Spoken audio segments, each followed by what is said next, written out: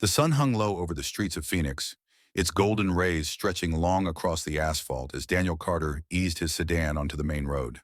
It had been a long day, back-to-back meetings, endless emails, the usual grind, but now he was finally heading home. The cool air from the AC hummed softly, blending with the low murmur of a jazz station on the radio. He loosened his tie, rolling his shoulders as he slowed for a yellow light just ahead. The light turned red just as he reached the intersection. He pressed the brake, watching as a few late commuters zipped through. Then, without warning, red and blue lights flashed in his rearview mirror.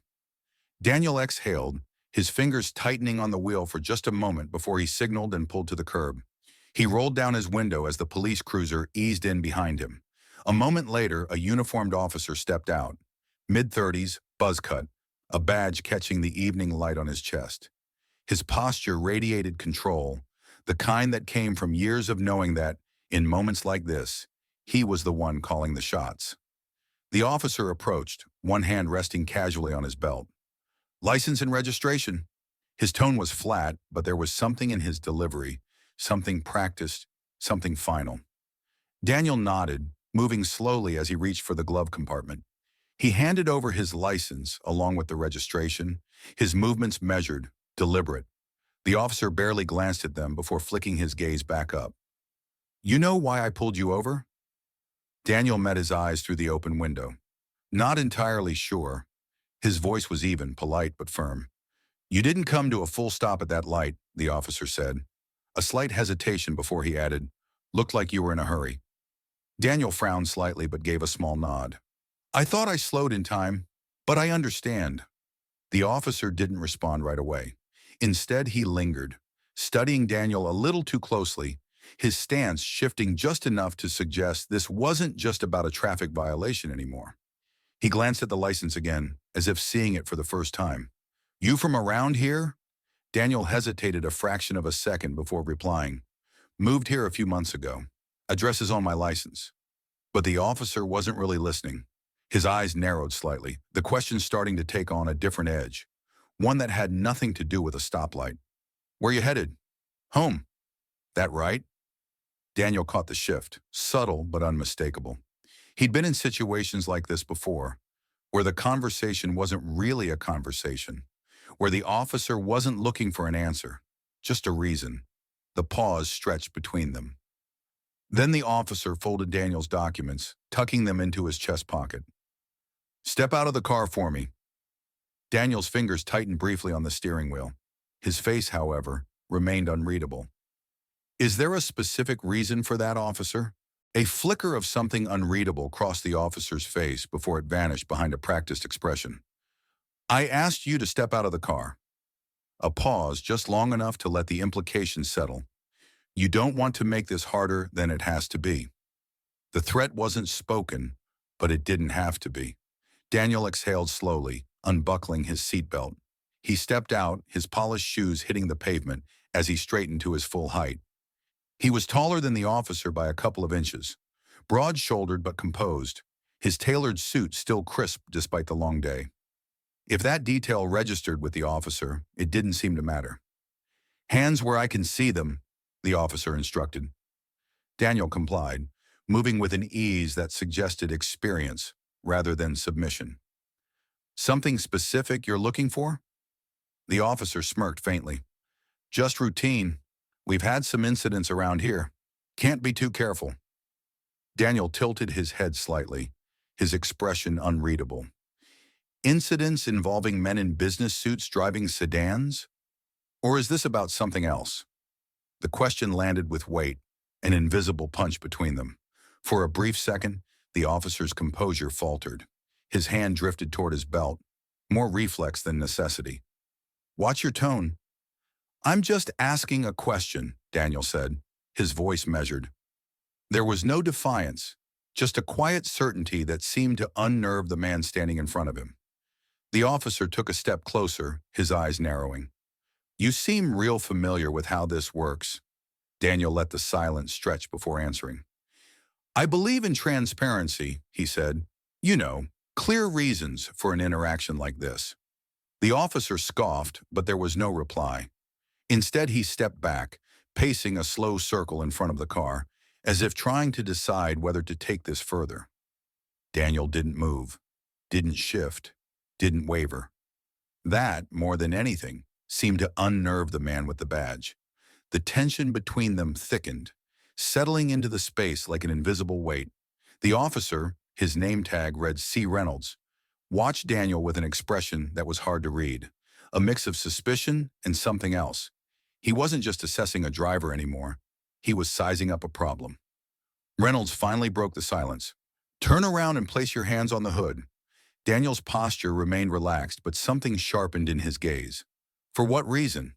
The officer's lips twitched, as if he wasn't used to being questioned. "Standard procedure. I need to check for weapons." Daniel exhaled slowly. "Weapons?" He let the words settle, his tone even.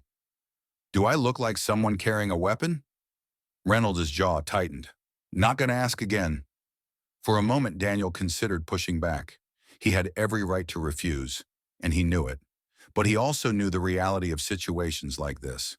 Pushing too hard, too soon, could turn control into chaos. He turned without another word and placed his palms flat against the cool metal of his car's hood. Reynolds stepped in closer, the crunch of his boots against the pavement breaking the uneasy silence. The pat-down was firm, rougher than necessary. The officer's hands lingered a little too long at the pockets, over the seams of Daniel's jacket. It wasn't just a search. It was a message. Reynolds stepped back. "You're clean," he muttered, sounding almost irritated by the confirmation. "Of course I am." Daniel turned to face him, adjusting his cuffs as he did. The officer's eyes flicked over him again, searching for something he hadn't yet manufactured. "You seem to know a lot about what I can and can't do," he said, voice edged with something close to frustration. "Care to explain why?" Daniel folded his arms, his posture casual despite the crackling tension. "I've had my share of experiences." Reynolds scoffed. "That's so?" He took a step closer, invading Daniel's space. "What are you, a lawyer or something?" Daniel smiled faintly. "Or something." The ambiguity in his answer only seemed to irritate Reynolds further. His fingers drummed once against the holster at his waist. Not a threat, not really, but not entirely absent of meaning either. "Listen," he muttered, voice dropping just slightly. "You think you're smarter than me? Think you can talk your way out of this?" Daniel met his gaze, unflinching. "I don't think anything," he said. "I just believe in fairness, and so far I'm not seeing much of it." The words landed between them like a challenge, and Reynolds took the bait. "Fairness?" Reynolds let out a dry chuckle, shaking his head. "You think fairness has anything to do with this?" He gestured vaguely at the empty street around them. "People like you always—" He stopped himself abruptly, but the words hung in the air, unfinished but fully understood. Daniel's expression didn't change, but something in his posture shifted, subtle yet unmistakable. "People like me?" His voice was soft, but the charge in it was undeniable.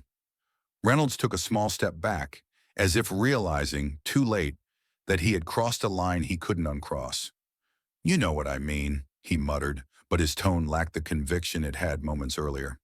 "I think I do," Daniel replied, calm but razor-sharp. He let the silence stretch just long enough for Reynolds to feel it. "And I think we both know this stopped being about a traffic violation a long time ago." The shift was happening. The power Reynolds had assumed was his had begun slipping through his fingers. But instead of backing down, he doubled down. "Turn around and put your hands on the hood again," he ordered. Daniel raised an eyebrow. "For what purpose?" "You're being detained." "For what charge?" Reynolds hesitated. "Obstruction." Daniel exhaled through his nose, more amused than anything. "Obstruction of what, exactly?" Reynolds' face reddened slightly, but before he could respond, Daniel's hand moved, slow, deliberate, toward his inside jacket pocket. "Easy," Reynolds snapped, his fingers tightening near his holster. Daniel paused. "I'm reaching for my badge." His voice was controlled, steady. "That all right with you, officer?" A muscle twitched in Reynolds' jaw, but he said nothing.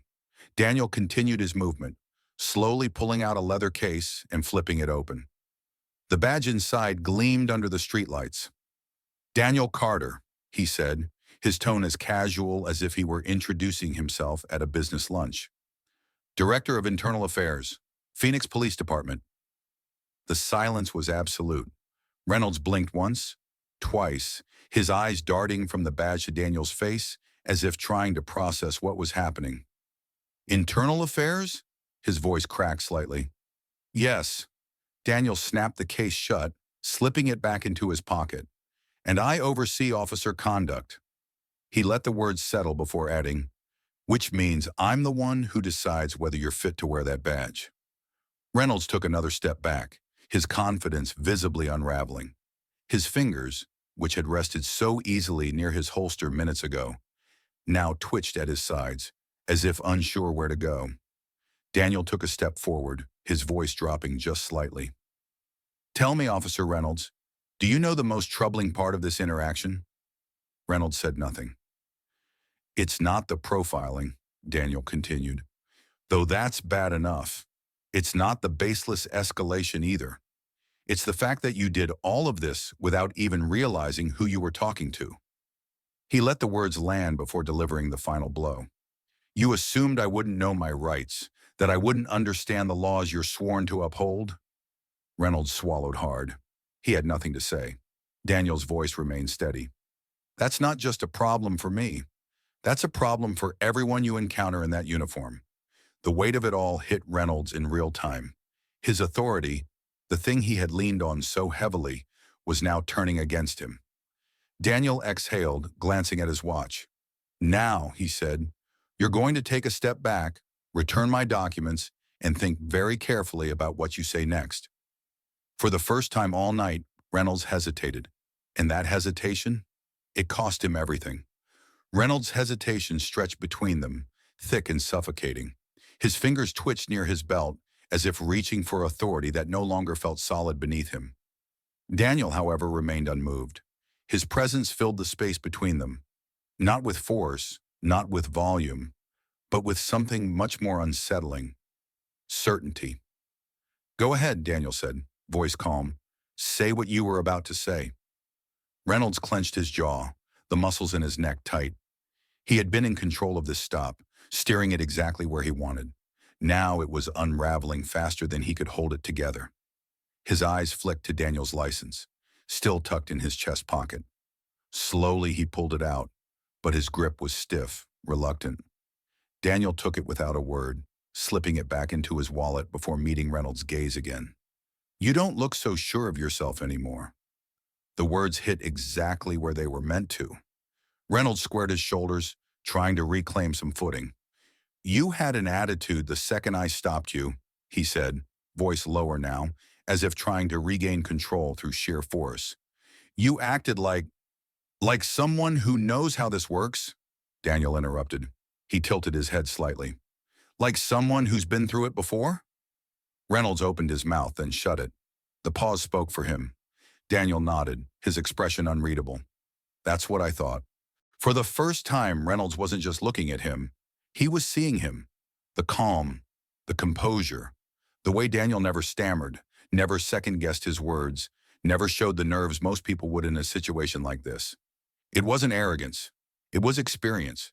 And now Reynolds had to wonder how many times this had happened before. How many times had Daniel been on this side of a badge that didn't see him as just another driver? Reynolds cleared his throat. I was just doing my job. No, Daniel corrected, his tone still patient. You were pushing to see how much control you could take. And now that you realize you took it from the wrong person, you're backing down. Reynolds bristled. I don't know who you think you are, but... Daniel reached into his pocket again. This time, Reynolds' hand instinctively twitched toward his holster. Daniel paused, raising a brow. Careful, officer. He kept his movements slow, deliberate. I wouldn't want you to overreact. Reynolds' hand stilled. Daniel pulled out the leather case again, flipping it open with one smooth motion. The gold badge inside gleamed under the dimming sky. Daniel Carter, he said, just like before, Director of Internal Affairs, Phoenix PD. The air between them shifted. Reynolds' face went slack, his entire posture stiffening as his eyes flicked to the badge. He blinked once, then twice, as if his brain was struggling to process what was right in front of him. He took a step back before he could stop himself. Internal affairs? Daniel snapped the case shut. That's right. A flicker of panic passed through Reynolds' eyes, but he smothered it quickly. You're telling me you? He stopped himself, licking his lips. I oversee officer conduct, Daniel said, stepping forward, closing the distance Reynolds had instinctively created. Which means I'm the one who decides whether officers like you should be wearing that badge. Reynolds' jaw tensed. The power dynamic had flipped so sharply, so suddenly, he had no idea how to recover. Daniel studied him for a long moment before speaking again. Do you know what's worse than profiling? He asked, voice even. Reynolds didn't answer. It's the fact that you were so comfortable doing it, Daniel said, that you walked into this stop with assumptions, that you escalated without cause, that you were looking for a reason to turn a routine interaction into something more. Reynolds swallowed hard, but he didn't speak. And why? Daniel asked. Because I didn't fit your idea of someone who deserves respect? Reynolds shifted uncomfortably. His fingers flexed at his sides, but his usual bravado had disappeared. Daniel let the silence stretch. You never stopped to consider that I might know the law as well as you, he said, that I might know my rights, that I might know exactly how far you can legally push before you cross the line. He paused, eyes narrowing. You crossed it, Officer Reynolds. Reynolds looked away, his face pale. Daniel exhaled, glancing at his watch. Here's what's going to happen next. Reynolds lifted his eyes, hesitant. You're going to take another step back, Daniel said. You're going to return to your car, and you're going to think, really think, about how different this could have gone.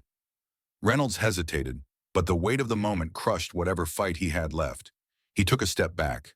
Daniel nodded. Good. He turned toward his car, reaching for the door handle, but before sliding in, he looked over his shoulder one last time. Remember this, Officer Reynolds, he said. The badge doesn't make you better than anyone. It makes you accountable to everyone. And with that, he got in, started the engine, and pulled away. Reynolds stood frozen on the sidewalk, watching the taillights fade into the distance. His confidence was gone. And his future? That was no longer in his hands. Daniel drove in silence, the weight of the encounter still settling over him. He had replayed versions of the same scene in his head countless times before, not because it was unique, but because it wasn't. Officer Reynolds wasn't an outlier. He was a symptom. The system allowed officers like him to operate unchecked, fueled by assumptions, emboldened by authority, shielded by a culture that rarely held them accountable. And tonight, Reynolds had made a mistake. Not because he profiled the wrong person, but because, for the first time, someone with the power to do something about it had been on the receiving end. Daniel exhaled, adjusting his grip on the wheel. His next move wasn't just about Reynolds. It was about the department, about the unspoken policies that allowed officers like him to exist in the first place. By the time he pulled into his driveway, his mind was already ahead of him. The next morning, Daniel arrived at the Phoenix PD Internal Affairs Division earlier than usual. The office was quiet, the hum of fluorescent lights filling the empty halls. He slid into his chair, flipping open his laptop, but before he could even begin typing, a knock sounded at his door. His assistant, Melissa Grant, poked her head in, holding a stack of files. Morning, Mr. Carter. Got the misconduct reports you requested. Also, Chief Dawson wants to see you. Daniel nodded, taking the files. Give me 10 minutes, then let's set up a meeting with him. Melissa hesitated. Everything all right? Daniel glanced down at the files in his hands, then back at her. Not yet, he said, but it will be. She gave a small nod before slipping out of the room. Daniel leaned back in his chair, fingers steepled as he opened the first file. Officer Christopher Reynolds. It didn't take long to see the pattern. Multiple complaints of unprofessional conduct, a history of unnecessary stops, particularly involving Black and Latino drivers. 2 use-of-force reports, both ruled within protocol. No official disciplinary action on record. None of it surprised him. And that was the problem. Daniel closed the file, exhaling through his nose. Reynolds wasn't the disease. He was just another symptom. How many more like him were walking into their shifts today, patrolling the streets like nothing was wrong? A knock interrupted his thoughts. Melissa stepped in. Chief Dawson's ready for you. Daniel grabbed the file and stood. A few minutes later, he was seated across from Chief Aaron Dawson, a seasoned veteran with salt and pepper hair and the kind of presence that made it clear he'd seen everything there was to see. "So," Dawson said, leaning back in his chair, "what's on your mind?" Daniel placed the file on the table between them. "Officer Reynolds." Dawson's expression didn't change, but his fingers tapped once against the arm of his chair. "I assume this isn't just a routine review." Daniel held his gaze. "No." A pause. Dawson sighed, rubbing his temple. "Let me guess. Traffic stop escalated. You got the usual treatment, then dropped the IA card and watched him squirm." Daniel's jaw tightened slightly.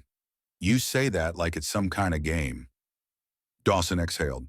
"That's not what I meant. I've been at this long enough to know how these stories play out." "That's exactly the problem," Daniel said. Dawson studied him for a long moment, then nodded. "All right, tell me everything." Daniel laid it all out. The stop, the escalation, the moment Reynolds realized who he was dealing with, the shift in power, and the bigger issue it all pointed to. Dawson listened without interrupting. When Daniel finished, the chief sat back, exhaling slowly. "I won't pretend this is the first time I've heard Reynolds' name," he admitted, "but we've always handled it internally, quietly." "And that's the problem," Daniel said, voice firm. "Quiet doesn't fix anything. Quiet lets it keep happening." Dawson was silent for a moment. Then finally he nodded. "What are you proposing?" "A department-wide review," Daniel said without hesitation.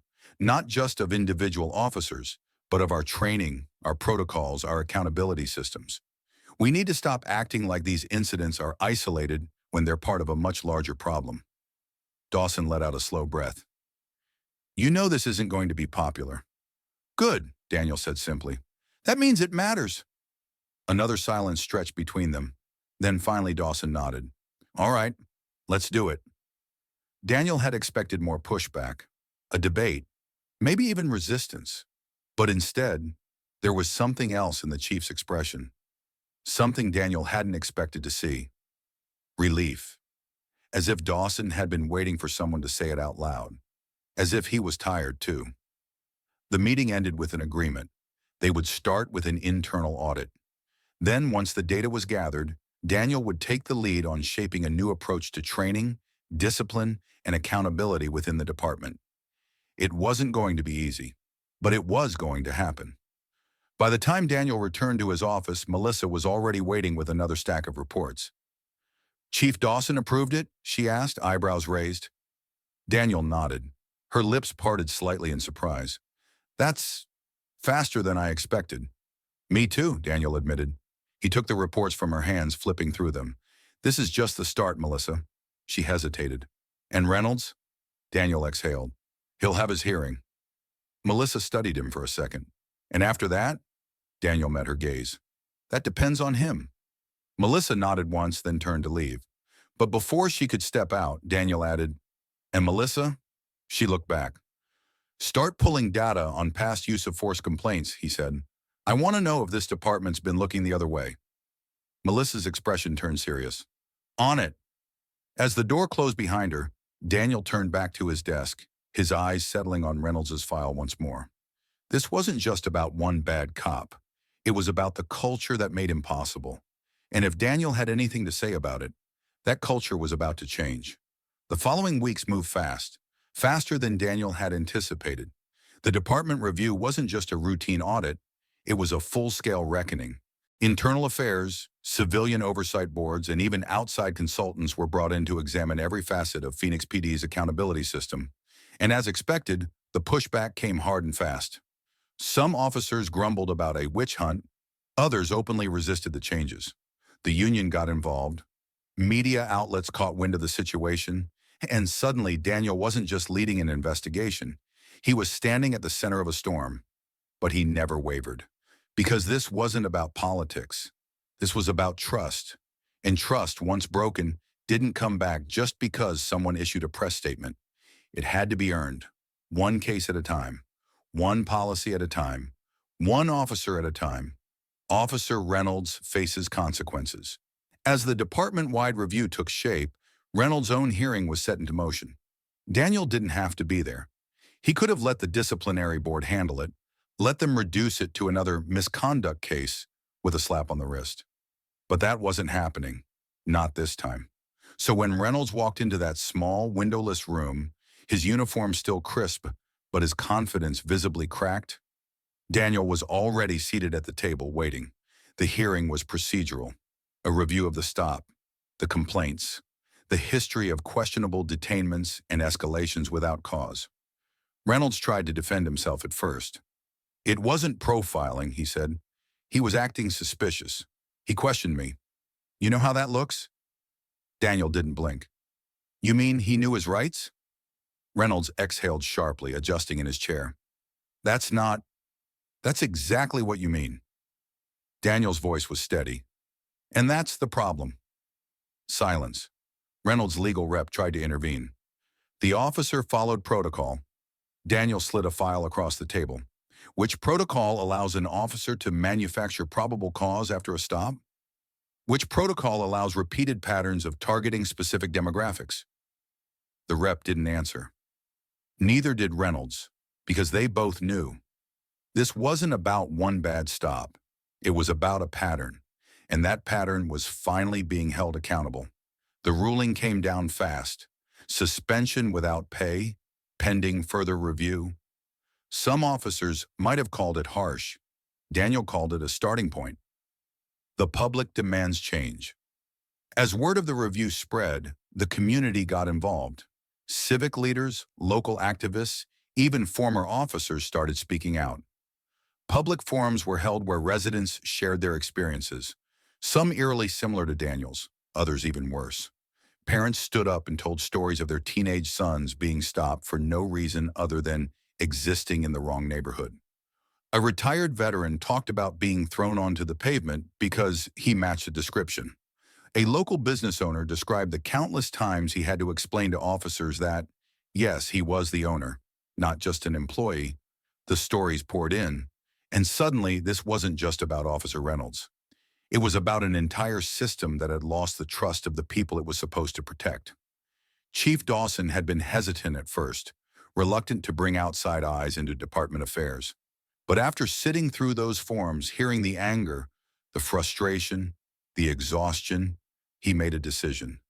This isn't about tearing down this department, he told his officers. This is about rebuilding it, the right way. And with that, real change began. New policies, new standards. The reforms didn't happen overnight, but they happened. Mandatory body cameras for all patrol officers, with strict consequences for failing to activate them. Quarterly de-escalation training, led by professionals outside of law enforcement. A new civilian oversight board with the power to recommend disciplinary action.